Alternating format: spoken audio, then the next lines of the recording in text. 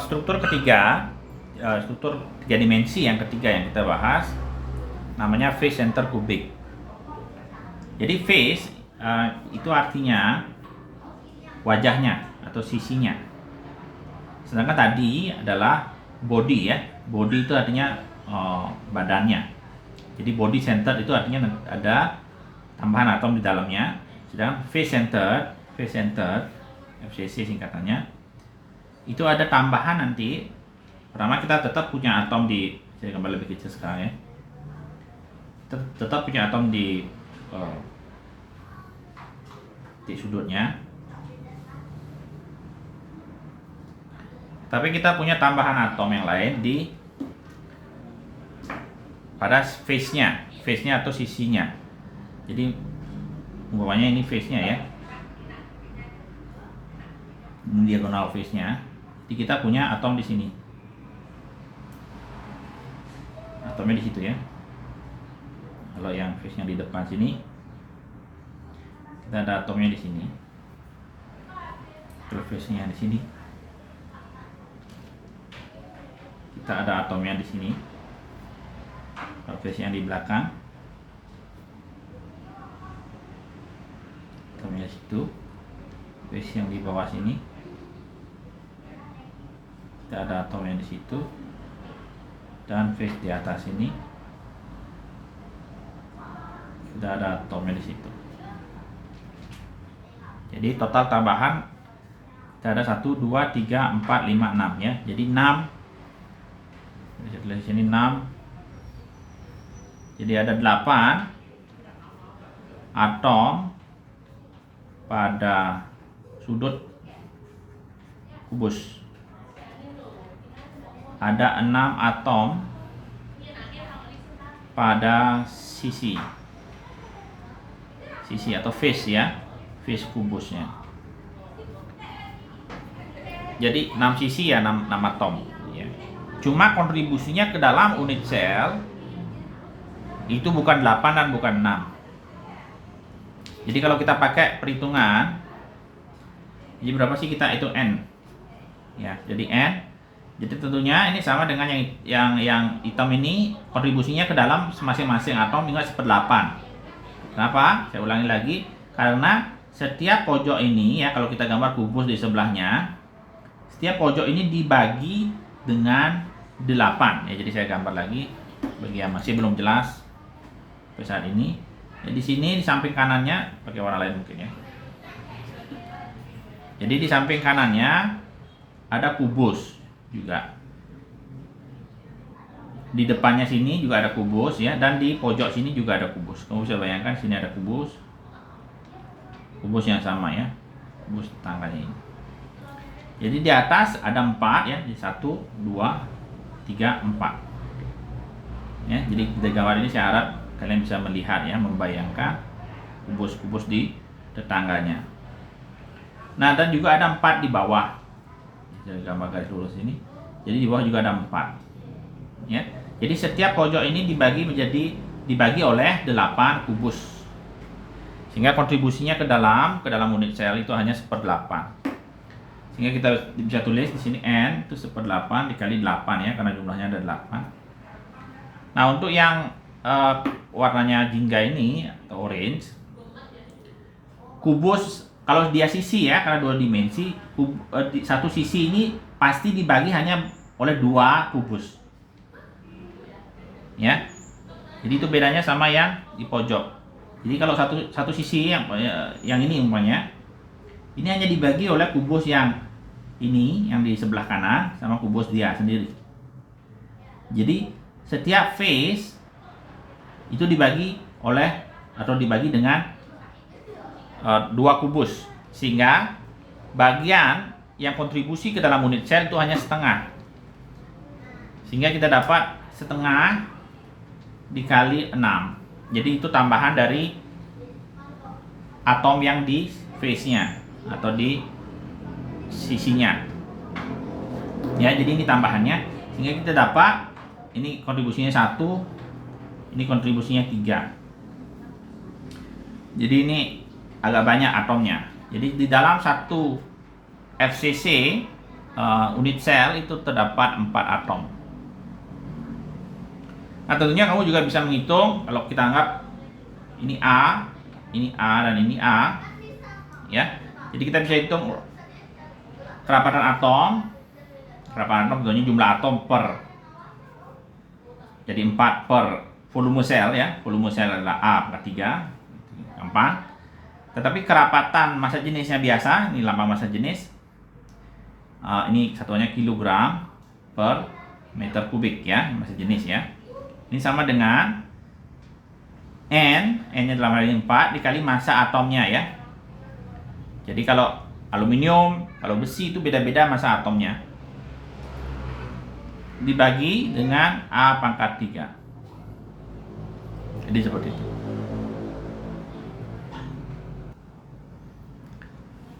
Nah, hal berikutnya yang kita bisa hitung adalah fill faktornya. Ya, jadi fill faktor dari FCC. Nah, jadi kita lakukan treatment yang sama dengan sebelumnya. Jadi kita akan kasih label di pojok-pojoknya ini ya. Jadi A, B, C, D, E, F, G, H. Jadi di pojok ini masing-masing ada atom ya, dan ada tambahan atom di sisi sini umpamanya. Jadi saya gambar garis itu umpamanya. Di tengah situ ada satu dan seterusnya. Oke. Jadi kalau saya kita perbesar atom-atomnya masing-masing. Jadi kira-kira dia bisa bertemu di garis AB ya. Jadi atomnya sini ketemu dengan atomnya sini. Ya, atau di garis AF. Jadi kamu bisa lihat kalau kita telusuri garis AF, ini garis AF ya. Jadi dia akan melewati 3 atom. Atom ini, atom tengah-tengah ini, dan atom yang ini. Ya, jadi atom yang di tengah-tengah itu atom yang di face-nya, yang di tengah-tengah dari wajah ABFE. Ya, jadi kita harus cek garis AF dan garis AB. Dan sama perlakuan seperti tadi, kita harus buktikan kalau kita berbesar R-nya, dia akan bertemu di garis AF atau AB. Ya, tentunya dengan mengecek perbandingan jari-jarinya. Ya. Dan kalau dia bertemu di AB, tentunya kita sudah tahu tadi kalau RAB itu sama dengan A per 2. Ya, tentunya kalau kita anggap ini A ya. Nah, sekarang kita akan cari kalau dia di garis AF. Kalau kita gambar garis AF ya. Sini ada atom yang paling kiri. Jadi saya gambar yang ini ya. Jadi di A ada atom yang di kiri, ada atom yang di face, yang ini di tengah-tengah ini, dan atom yang di pojok sini. Ya. Nah, masing-masing kalau kita anggap dia sama jari-jarinya karena atomnya sama jari-jarinya ya. Jadi kita punya AF tentunya kita bisa pakai Pythagoras lagi ya. AF adalah akar 2A. Sedangkan AF juga sama dengan ada 1, 2, 3, 4. Jadi ada 4R. Ya, sehingga kita dapat R 4R ya, saya tulis sama dengan akar 2A. Sehingga dapat R sama dengan akar 2/4A. Seperti itu. Ya, jadi ini ya atomnya AF ya, saya tulis AF. Jadi kita cek sekarang RAF dengan RAB mana lebih besar untuk membuktikan di mana dia bertemu ya. Jadi RAF saya tulis akar 2/4A, RAB itu A per 2. Jadi sama seperti tadi kita kuadratkan. Jadi kalau kita kuadratkan ini dapat 2/16 A kuadrat, ini dapat A kuadrat per 4. Jadi kamu tinggal ini kali 4 sehingga kita dapat ini lebih besar sehingga tandanya nah ini lebih besar sehingga tandanya nah lebih besar. Sehingga kita dapat dia bertemu di garis AF karena RAF lebih kecil. Ya. Jadi karena RAF lebih kecil dia bertemu di garis AF. Nah, kalau dia bertemu di garis AF jadi yang kita pakai adalah yang ini, R-nya. Jadi R atomnya itu, jadi ini R atom adalah sebesar akar 2/4. Sehingga kita bisa hitung sekarang fill faktornya. Sehingga kita pakai lagi kubus sebelumnya ya untuk FCC ya. Tentunya dalam hal ini N sama dengan tadi berapa kita dapat N-nya ya? 4 ya. Kita dapat 4 atom. 4. Terus R atom tadi kita dapat ini ya. Akar 2/4A. Nah, kita sekarang siap menghitung fill faktornya. Oke. Jadi kita tinggal masukkan, kita hitung dulu volume atom sama dengan 4/3 Pi R atom pangkat 3, sehingga kita tinggal hitung 4/3 Pi R atomnya itu adalah akar 2/4 A pangkat 3, sehingga kita dapat 4/3 Pi. Ini kalau kita pangkat 3 jadi 2 akar 2 ya, per 4 A pangkat 3. Kita bisa coret, dapat 2. Nanti hasilnya adalah ini 8, ini 24 ya, jadi akar 2/24 Pi A pangkat 3.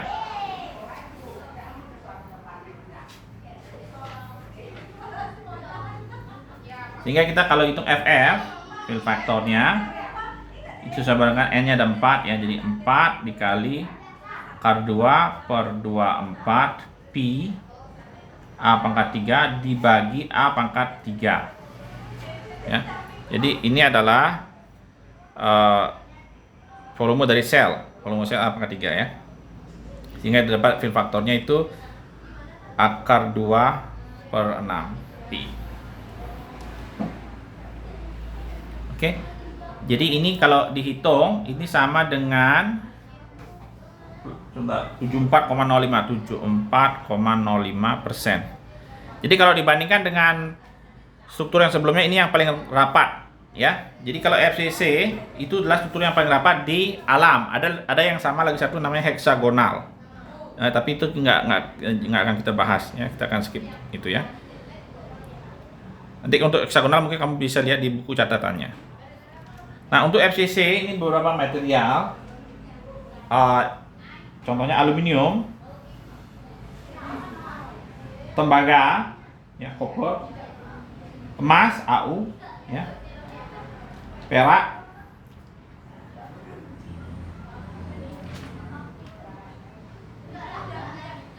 dan kalau lihat di catatan juga ada timbal dan timah. Oke, jadi itu beberapa contoh dari struktur kubus ya. Jadi kita sudah bahas 3 struktur kubus ya, dan beberapa material yang mengikuti struktur-struktur tersebut. Nah, di buku catatan ada soal seperti ini ya. Jadi kita memiliki metal, jadi tentunya metal kita tahu ikatannya metalik ya. Jadi metal memiliki struktur simple kubik atau kubus sederhana. Ya, diketahui massa jenis polonium ini adalah 9 gram per cm kubik dengan nomor massa atom. Massa atom ini artinya jumlah inti atomnya itu adalah 209 ya. Jadi inti atomnya memiliki 209 secara total, proton dan neutron. Oke. Diketahui massa proton kita anggap sama dengan massa neutron sekian. Pertanyaannya adalah hitunglah panjang unit selnya atau A. Ya. Jadi gimana caranya nyari? Jadi ini simpel sekali. Jadi kita harus tahu bahwa massa jenis polonium secara bahan ya, karena dia kristal, karena dia logam ya, itu sama dengan massa jenis atomnya. Unit selnya, bukan massa jenis atom, massa jenis unit sel. Jadi kita harus hitung seperti tadi ya. Jadi rho polonium itu sama dengan jumlah atom di dalam unit selnya dikali dengan massa polonium ya, dibagi dengan A pangkat 3. Seperti itu. Jadi ini kalau kubus sederhana,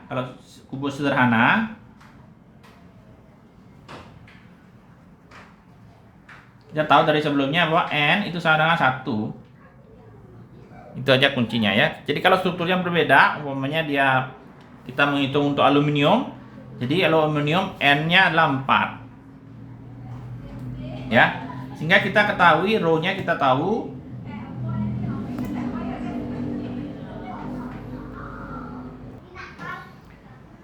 N-nya kita tahu, MPO-nya kita bisa cari ya, sehingga kita dapat A.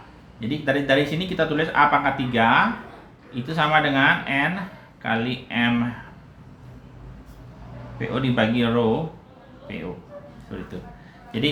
Jadi A sehingga A sama dengan akar pangkat 3 dari ini. N MPO per rho PO. Oke, jadi sederhana sekali. Ya, bagaimana caranya mencari MPO? Jadi MPO massa dari polonium atomnya, ya itu sama dengan nomor massanya 209 dikali dengan massa proton atau massa neutron 1,6 kali 10 pangkat min 27 kg. Ya, jadi ini nanti akan menghasilkan nilai sebesar 3,34 kali 10 pangkat min 25 kg. Jadi ini masih satu atom polonium. Oke. Sehingga saya lanjutkan. Kita tinggal masukkan ya A pangkat 3 jadi sama dengan yang di sini ya. Jadi N-nya 1. 3,34 dikali 10 pangkat min 25 kg.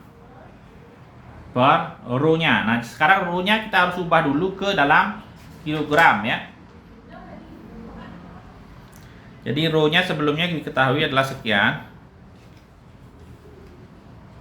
Rho-nya sekian. Jadi kita harus ubah dulu menjadi kilogram. Jadi kalau dijadikan kilogram ini cuma kali 1000 ya. Jadi kamu harus cek ini jadi 9000 kilogram per meter kubik. Jadi satuan SI-nya. Ya, jadi kalau ubah ke dari gram per sentimeter kubik ke kilogram per meter kubik, kamu harus pastikan kamu dapat faktor ini ya, kali 1000.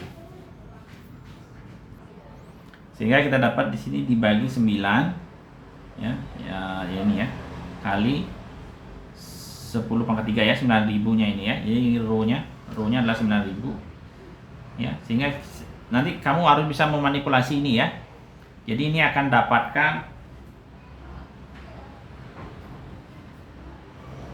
37 kali 10 pangkat minus 30. Nah, ini satuannya meter pangkat 3.